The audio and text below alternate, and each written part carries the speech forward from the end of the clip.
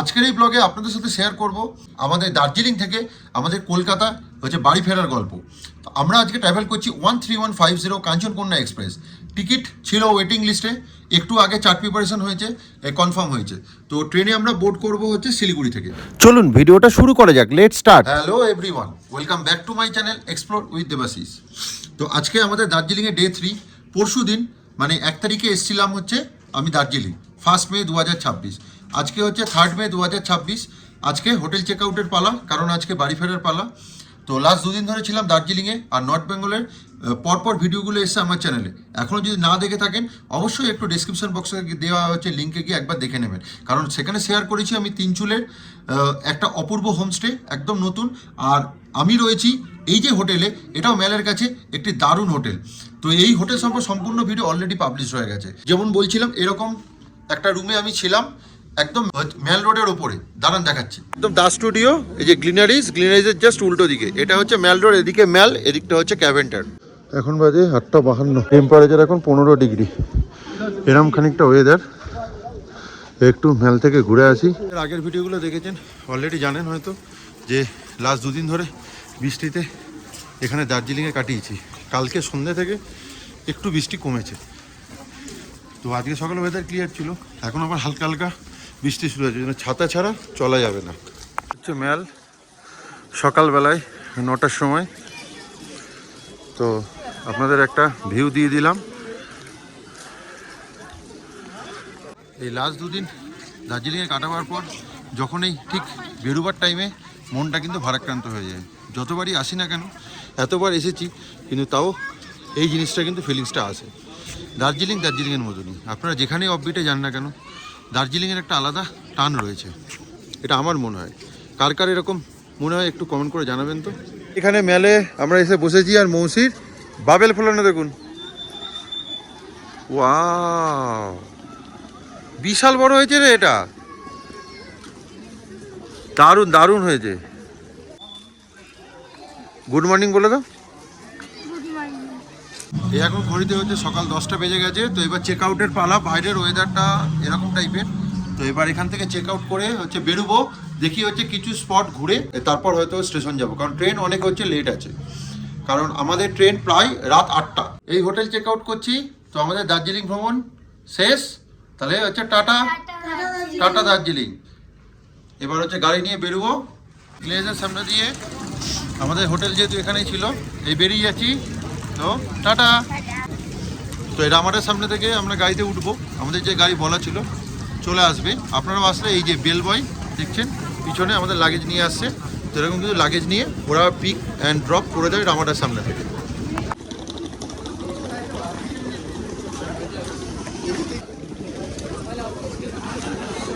এই ক্যাভেন্টার হয়ে এদিকটায় গেলেই হচ্ছে রামাডা।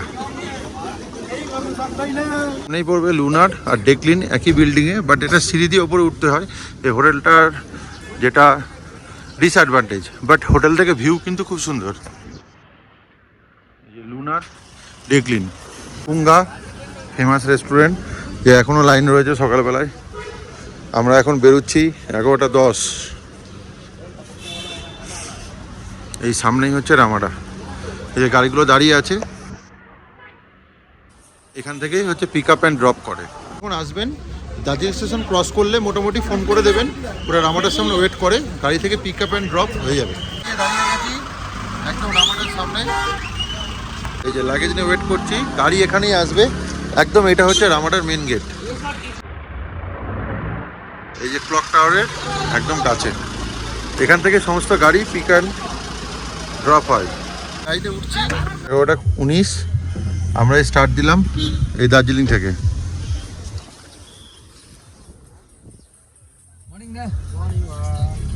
আমরা এই জু যাচ্ছি এই রাস্তা দিয়ে। এই যে ওপরেরটা হচ্ছে মেল রোড ক্যাভেন্টার, আর এই হচ্ছে আমাদের হচ্ছে ড্রাইভার, লাস্ট 3 দিন ধরে ছিল। Namaste, good morning. মর্নিং। এই জিতেন।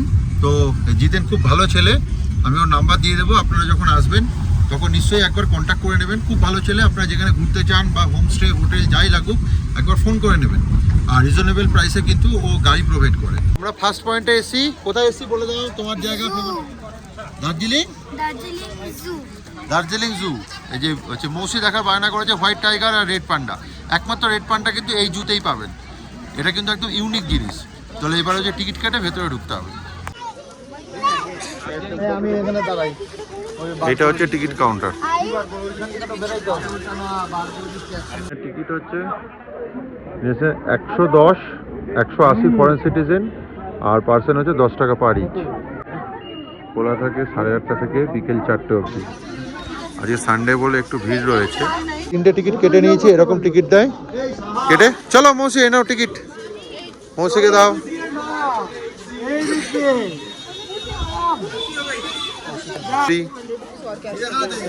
চলো,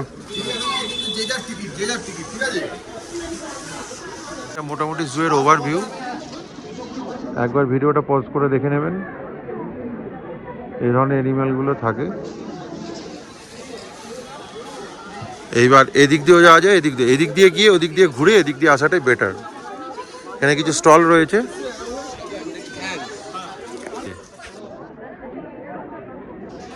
আগে রেড পান্ডাটা দেখে নি। রেড পান্ডার কিন্তু রেড পান্ডা তো দেখা যাচ্ছে না, আপাতত কোথাও নেই। পান্ডা দেখা গেছে গাছের ওপরে শুয়ে আছে।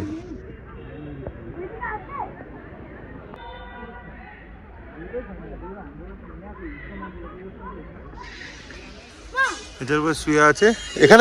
এখানে কটা রেড পান্ডা আছে? 6। পাখির জায়গা।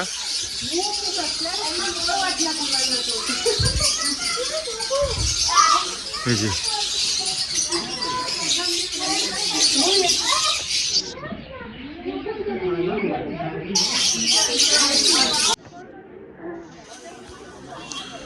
এই জায়গাটা বিয়ারের জায়গা। বিয়ারটা আবার ঢুকে গেছে ভাল্লুক, তাই তো? কোথাও আর বেরোচ্ছে না তো?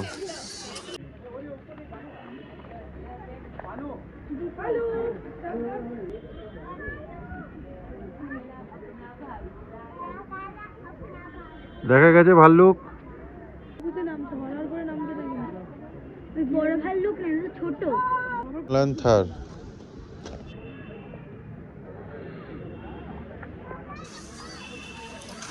ডিয়ার।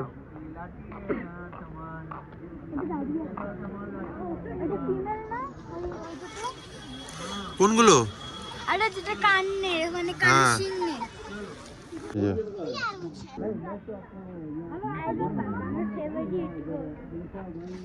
একটাই আছে।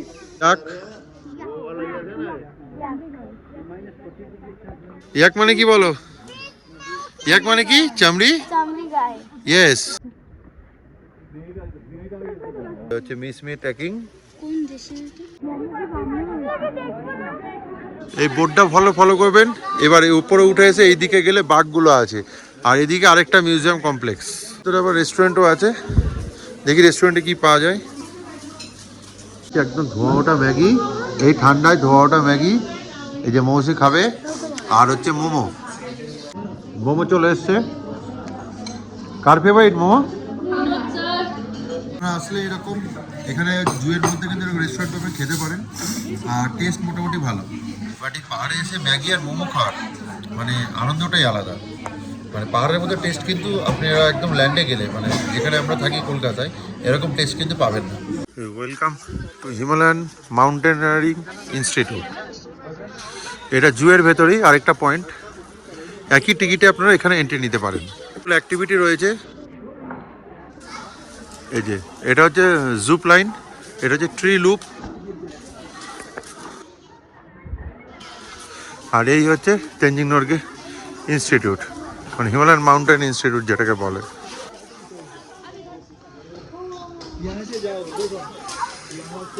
এই যে অনেকে করছে দেখুন।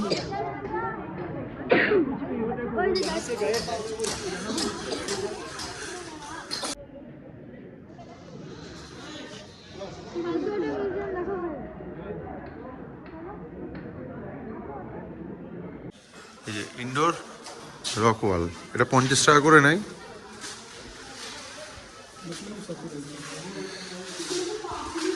এখানে কি সিনেমাও দেখানো হয় নাকি? ও সিনেমা হলটা পাশে।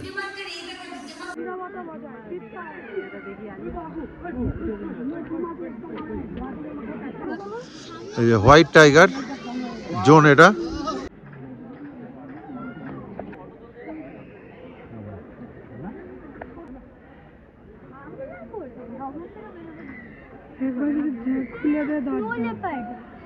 স্নো লেপার্ড, এটা কি বললি? কথা বলতে বারণ করছে। যে হাঁটছে এখান দিয়ে।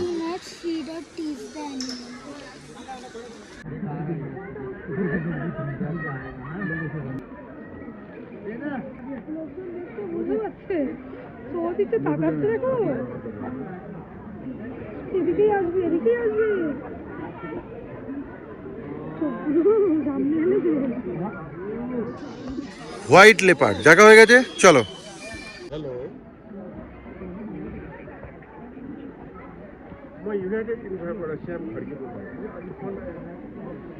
এই যে আমাদের সুন্দরবনের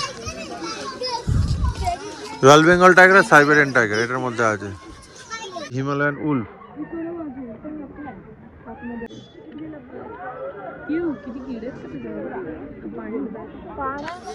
আমাদের জু দেখা কমপ্লিট। মৌসি কেমন লেগেছে বলো? ভালো হয়েছে? জু ঘুরে আবার এই রামাটার সামনে এবার একটু লাঞ্চ করে একবারে ফাইনালি রওনা দেবো। পদ্মা বন্ধ ছিল, তো আজকে খোলা, তো আজকে পদ্মাতেই খেয়ে নিই। কালকে মহাকালে খেয়েছি। এই রেস্টুরেন্টে খাওয়াটা একদম ঘরোয়া। থালি নিয়েছি, একটা ফিশ থালি। কী কী দিয়েছে? পাঁপড়, আলু ভাজা, চাটনি, এটা আলু ভেন্ডি সবজি, ডাল আর 2টো করে ডিম, আর সঙ্গে চাটনি, স্যালাড। আর এখানেও তাই সেম। এখানে মহাকালের মধ্যে অতটা ভিড় হয় না, অতটা পপুলার নয়, কিন্তু বাট একদম ঘরোয়া খাবার এখানে পাওয়া যায়, একদম প্রাইম লোকেশানে। সব থেকে আগে এটাই পড়ে, এরপরে ওদিকে গেলে মহাকাল। এই বাজে 2:30। এই এখন ফাইনালি আমরা বেরোলাম খেয়ে দিয়ে এই দার্জিলিং থেকে টুয়ার্ডস কার্শিয়াং বেরোবো সোজা শিলিগুড়ি। আবার নেমেছে বাইরে বৃষ্টি।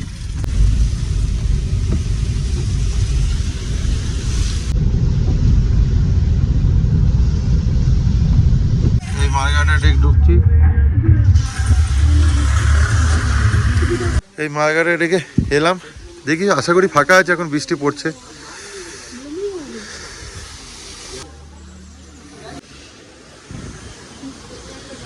এরকম জায়গা আছে ভেতরে, কোনটা দিয়ে? ওই দিক দিয়ে যেতে হবে তো, ওইখান দিয়ে।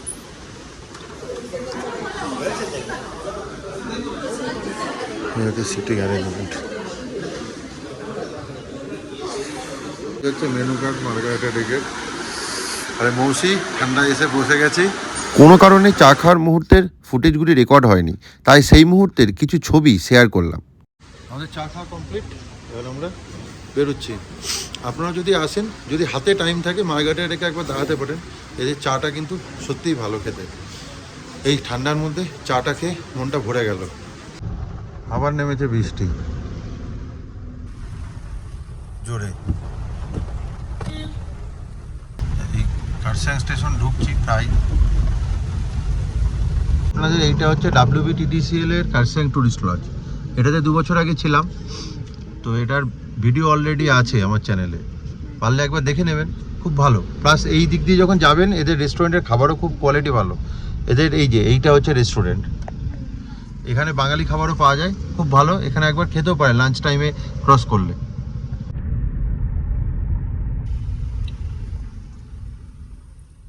Kurseong station 4864 feet. এই ক্রসিং থেকে নেমে আমরা এবার রোহিণী রোড ধরবো। আর এখান থেকে কার্শিয়াংয়ের টাউনের একটা দারুণ ভিউ দেখা যাচ্ছে।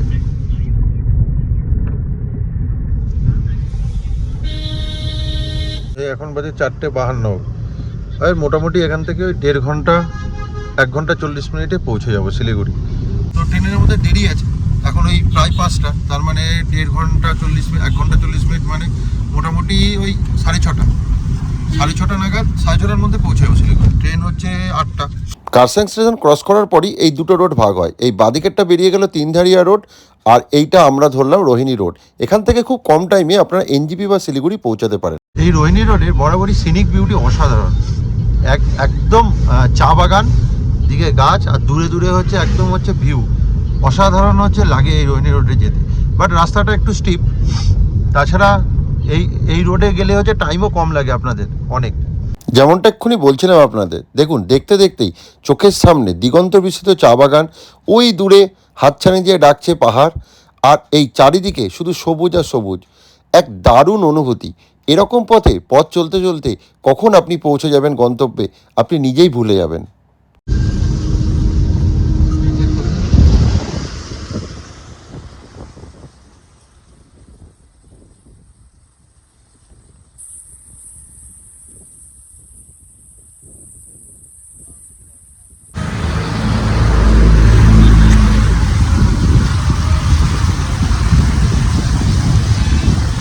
এই রোহিণী টোল দিয়ে মেন এবার শিলিগুড়ি রাস্তায় কানেক্ট করলাম।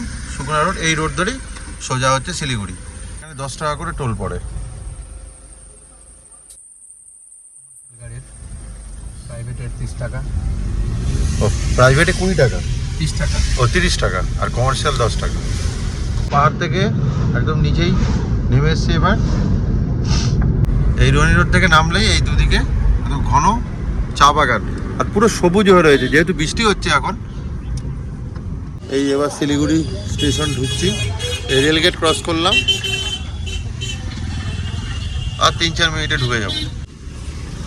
এই হচ্ছে শিলিগুড়ি হচ্ছে রেল ব্রিজ।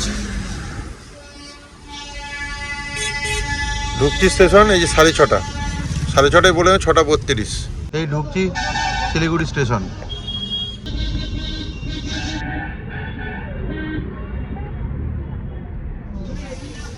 শিলিগুড়ি জাংশন। এখানে স্টেশনে কাজ হচ্ছিল, এখনো কাজ চলছে। স্টেশনে নামলাম হচ্ছে শিলিগুড়ি জাংশনের বাইরে।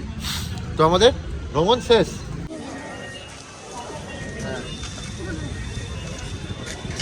শিলিগুড়ি স্টেশনে এখন এই দিক দিয়ে প্ল্যাটফর্মে এন্ট্রি নিতে হয়, যেহেতু কাজ চলছে প্ল্যাটফর্মে।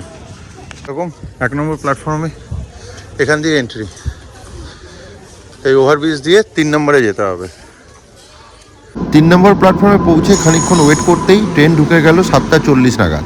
একটা কথা বলি, এই শিলিগুড়ি 3 নম্বর প্ল্যাটফর্মে কিন্তু বেশি কিছু খাবারের অপশান নেই, আগে থেকে কিনে নেওয়াই ভালো। বাট স্টেশনের বাইরে অনেক খাবারের অপশান রয়েছে। আমরা আজকে ট্রাভেল করেছিলাম 13150 কাঞ্চনকন্যা এক্সপ্রেসের 2 টায়ার এসিতে। তো তারপর ট্রেন একদম এক্স্যাক্টলি রাত 8টা নাগাদ ছাড়লো এই শিলিগুড়ি স্টেশন। আর এই শিলিগুড়ি স্টেশন ছেড়ে ঠিক পরের দিন সকালে আমরা পৌঁছে গেছিলাম গন্তব্য স্টেশন শিয়ালদাতে, একদম রাইট টাইমে। তাহলে এবারে আমাদের উত্তরবঙ্গের গল্প আপনাদের কেমন লাগলো অবশ্যই কমেন্ট করে জানাতে ভুলবেন না কিন্তু। তাহলে আজকের ভিডিওটা আর দীর্ঘায়িত না করে এখানেই শেষ করলাম।